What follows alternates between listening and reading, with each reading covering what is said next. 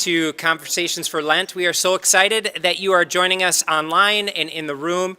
If you're in the room, you get soup. So for those of you online, if you can turn up the smell-o-vision on your television set, you'll be able to smell that too. But we are so grateful for you to be joining us today. This has been such a fun series as we look at some of those disciplines that draw us closer to Jesus, especially as we enter into Lent.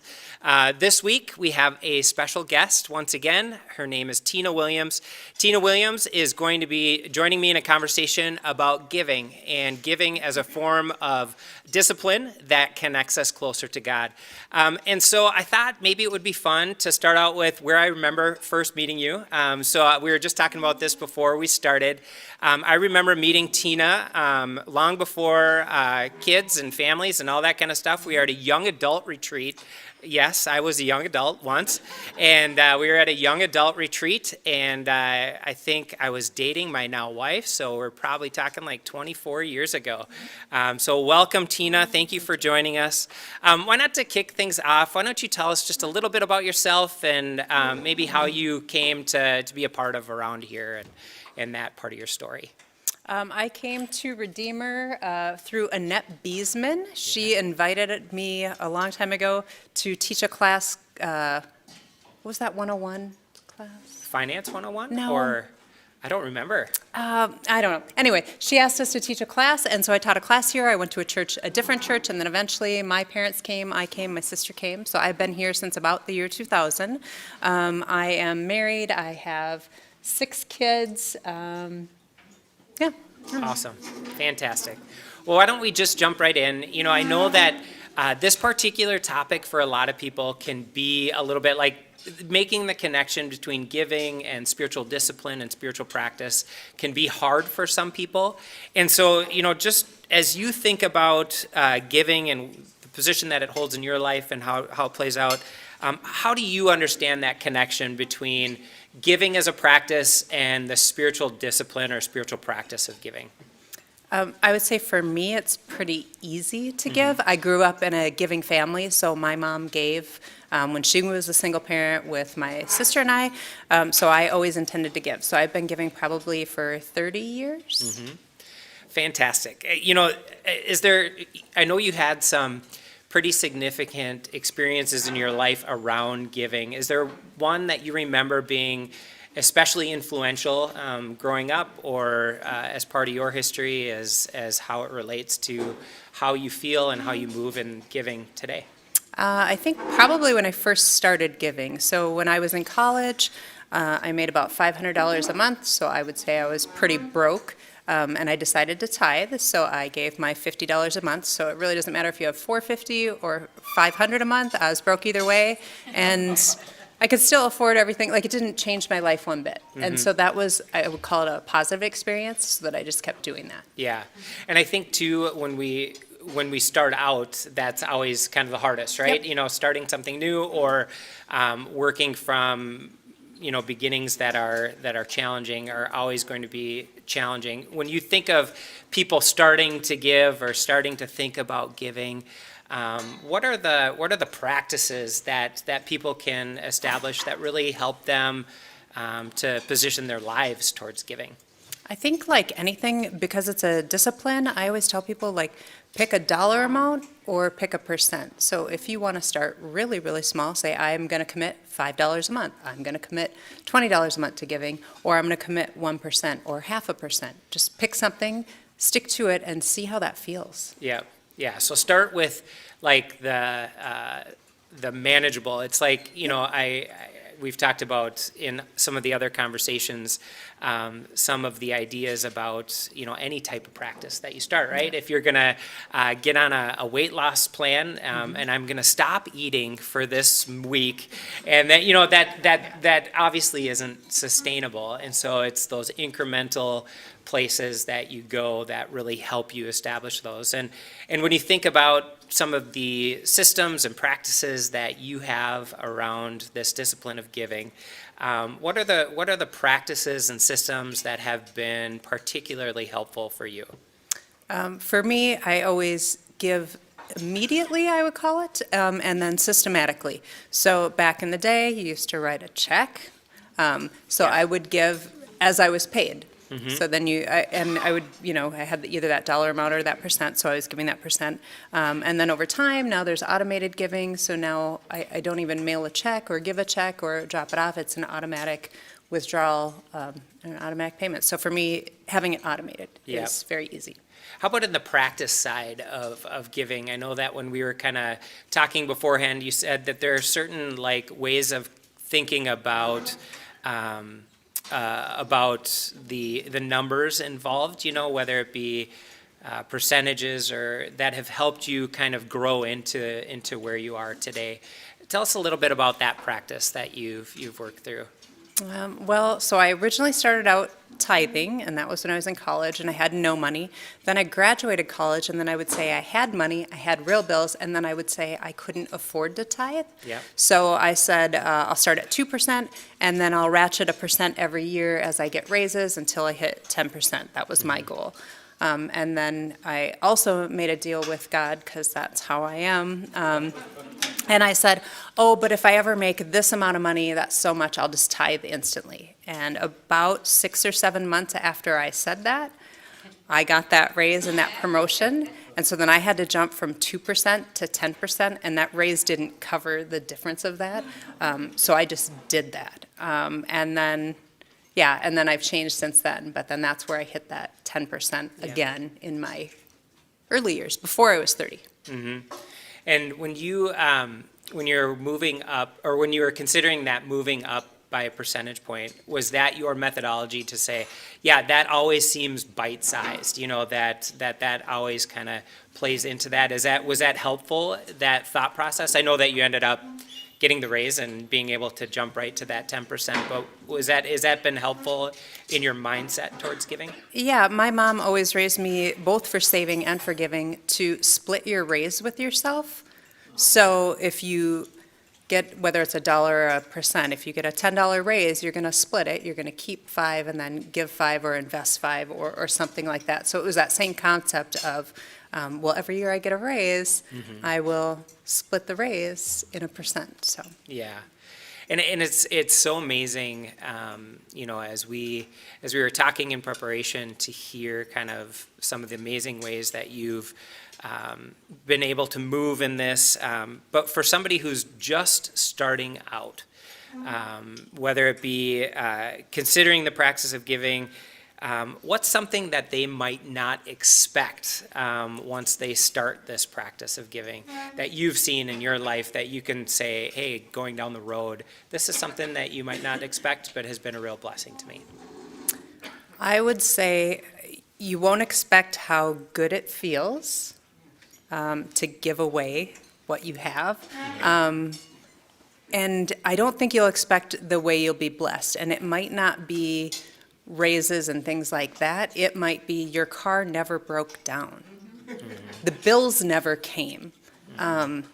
It's always something like that. Andy would say, so when we got married, I asked him to start tithing, and he said, this is great, I just keep making more money or whatever. I'm like, that's not how it works, and that's not why you give, but I see that, yes, you are being simultaneously blessed as you give. So. Yeah. So that's not the plan to earning more necessarily to follow. But I do think we all have those experiences where maybe not in the systematic area of giving, where we maybe have been asked by somebody to give, and we have that real handoff that you get to see the blessing that you make and get to experience that.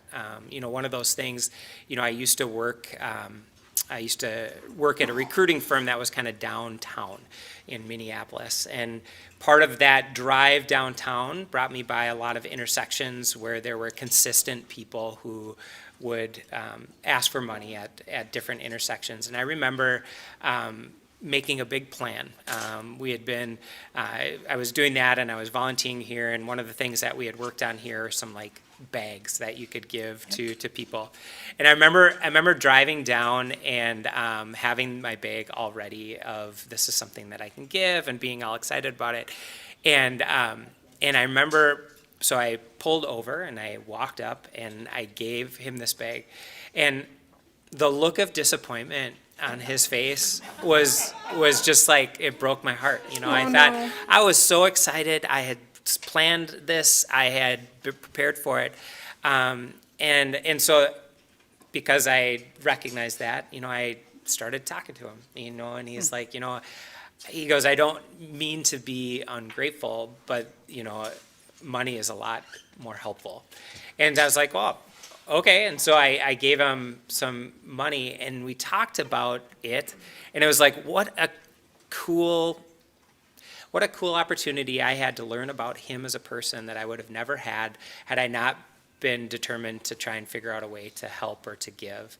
And I think those are the real, like, unexpected blessings for me in giving, are like seeing not just the benefit it makes in somebody's life, but also the relationship that can be fostered around it. I know one of the things that I've been so grateful about your investment in Redeemer is the time that you've put into educating people about finance and giving. There is a lot of different ways that you've incorporated that in our culture here. But when you think about that, those systems and practices that you teach, what are the things at the very foundation that help people be positioned towards generosity or positioned towards giving? I think first, to be in a position, you have to prioritize the giving if that's what your goal is. So for us, that's a goal. So I wouldn't say, hey, could I afford this car based on my entire salary? We're not getting a car if we can't also afford to tithe. I had roommates until the day I was married because I could never afford the rent and giving. You just can't do both. So I would say positioning yourself is really based on the choices you make and the intentionality and, of course, the discipline. Because if you try and see, hey, can I afford to save or afford to give, it's not going to happen unless you've decided up front. Yeah. And so the discipline comes not only in the practice itself, but in the preparation that sets you up for being able to be generous, because you've made this decision 6 months ago, 6 years ago, and that allows you to be more generous today. Is that kind of what you're heading to? Yeah, very good. How about for when you think about some of the real benefits that you have experienced from others in giving? The world is filled with advice around, especially finances, I think. But when you think about giving in particular, is there a piece of advice that you've received that was really helpful in how you looked at giving, helpful in how you practiced giving, encouraging to you? Is there anything that anyone has given you, any nuggets over the years? My mom always said, you can't outgive God. So I think that's pretty impactful. Of you can't outgive God. And then the other is just the realization of, sometimes we think, well, I earned this, I made this, but who gave me the skills to do all that? It's God. So for me, it's really an easy way to thank Him for what I have, I guess. I don't know if I quite answered the question, but yeah. Yeah, and it's like a reorienting thing too, right? I mean, it's like it's a lot easier to give away somebody else's money, I think, right? Yeah. If growing up, if I had money to go to the movies with friends, that was usually sourced by my parents, right? And so I would very easily sponsor the other students that would be going with me to the movies, because it wasn't my money, and as soon as it starts feeling like your money, maybe it becomes a little more challenging to give up. And I think those are real positive things as you think about it too. All through this series of asking questions and learning about people's practices and disciplines in their life, we talk about those aha moments that we have. In your life, as you consider, you said for, maybe the last 30 years, you've been on this journey of giving. What has been an aha moment that you've had in your experience of giving in your life? I have a couple. So like one of the ahas, so again, I told God that, hey, I'll give if I ever make this amount. When I met my husband, he had child support. It was, I think, 38% of his income or something. So it was a very large portion. I'm all for child support, but I also knew that, hey, when that's paid, we're going to have a lot of extra free money. So I told God, hey, we're just going to give an extra 2% on our baseline giving. So I said we would do 12%. That was like some kind of aha of, hey, we'll have more, we can give more. And then I think I shared later, I have some other thoughts on that too, but that was Yeah. one of them. Yeah, that for sure. One of the fun things, child support is one thing. Another thing that like comes past is like, I remember when we stopped having to buy diapers. I remember that was like, Yeah. oh my It's a big goodness, deal. what an amazing change in what is going on in our lives. Or I think, I don't know for certain this, but I think last summer was our last year of childcare. And, there's another like Yep. milestone that really changes. So you have kind of these life moments that really absolutely, it doesn't require a greater income stream coming in, but it changes your financial position Yep. going forward. And those are the types of moments that can really be be helpful in that. Yeah. But I think what you said, I think, is so perfect, and that is the intentional aspect of that. So even as you anticipated that particular change in how your finances would be organized, you declared ahead of time that we are going to do 2% more in this kind of area of our life. Is that kind of part of the secret sauce of getting there? Is just having that foresight to be thinking ahead to those moments? Has that been Yeah, true for maybe. you? But yeah, Because at that point, I would say that's when life was financially a struggle. We had a lot of child support, but already somehow I have these thoughts I assume came from God. Yeah. And then just say, hey, well, here's what we're going to do. Yeah. So, Yeah. Very cool. How about the when you're thinking about like the practices of giving? There are certain like ways that you look at your finances, or ways that you help other people consider their finances, that allow for giving to be a priority that grows over time. You've mentioned it hinted at it a little bit here and there in some of the answers that you've given so far, but when you think about some of those real core practices that grow over time, are there any that you haven't highlighted so far that you'd want to kind of help us understand? Yeah, so I think this would maybe be about 5 years ago, maybe 6 or 7, I'm not really sure. So we were at a baseline of 12% giving, and then we also give some offerings, when things come up here and there, someone asks you to sponsor this or do whatever. And I think I thought I was just going to leave it at 12% because that's what I told God I was going to do, so that's what I did. And my sister said to me in a conversation, and she wasn't prying, she wasn't asking, she wasn't insinuating. She just said something about Rick Warren and his model of how he gives. He's a pastor, and you could probably say it. I forgot how he gives. He's a reverse tither. So what that means is he gives 90% and he lives on the 10%. Okay. So he's a reverse tither, and he's somebody who was very blessed in the book that if we did the Purpose Driven Life here at Redeemer, which is a book that he wrote, and then a course that you would do, 40 Days of Purpose, that you would do as a church. And what that allowed him to do is just think completely different about his finances. And so he was able to turn that upside down. So, Okay. yeah. So my sister, so in our family, we talk about giving because my mom's a giver, my sister's a giver, I'm a giver. She mentioned that maybe 5, 6 years ago, and for whatever reason, another light bulb went on and another promise to God went up, and I said, hey, we should probably start ratcheting up and start splitting raises. So I'll go 1% every year. This year, we just turned to 19%. So if you ask me next year, I'll say we're at 20%. The next year, I'll say 21. So it's just a plan we have going forward of how we're going to give. And that was kind of based on him and a conversation that she just happened to say something, and it encouraged me. Yeah. And by the way, I don't ask Andy. I just tell him, same as I tell God, hey, we're going to do this now. So Yeah. that's, Yeah. It works. yeah, it does. So, That's fantastic. And when you, this has been a fun conversation, and I think, there's been so many places that I feel like people see their lives intersect, right, with the blessings. What do you feel like has been the greatest blessing of the practice of giving in your life?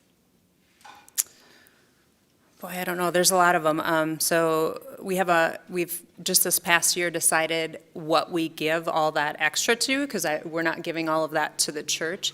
And so we even have something that we've defined it. So in our family, we call it Staying Alive, like the song Staying Alive. So it either has to be for your eternal life, your spiritual life, your mental health life, or your physical life. And then that's how we give. I think I kind of lost my train of thought there. Mm-hmm.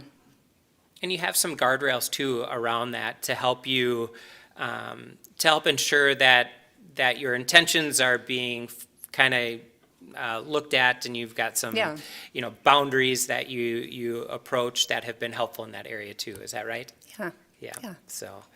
Yeah. So you're able to help individuals and organizations because it falls within this predetermined criteria that you're giving towards. Is that right? Yeah, I would say, we have a lot of fun. We've paid some people's medical bills, some people's mental health bills. We've paid our kids, we have a couple type 1 diabetics that really, they can't live without insulin, so we pay for research for that. Like, it's, call it fun for us to give. Mm-hmm. And it really does feel good. Yeah. I don't know. Nothing quite like it. Yeah. And it's one of those things too where it can be scary, right? Like any of the ways that we put ourselves out there to be vulnerable before God. And trusting God in our finances is one of those ways that you get real vulnerable before God, right? And I think the benefit of that is really being able to step into then the way that God has for you and the purpose that he has for your life, and just being able to navigate through those things is a really encouraging and powerful piece. And I just want to thank you so much. I mean, this has been grateful. Is there any, like, if you could bestow, I just feel like I want to try and draw out all the wisdom, because I've heard so much of it over the years regarding this area. But is there like, oh man, if there's one thing that I'd want people to walk away from this conversation knowing, it would be this one thing?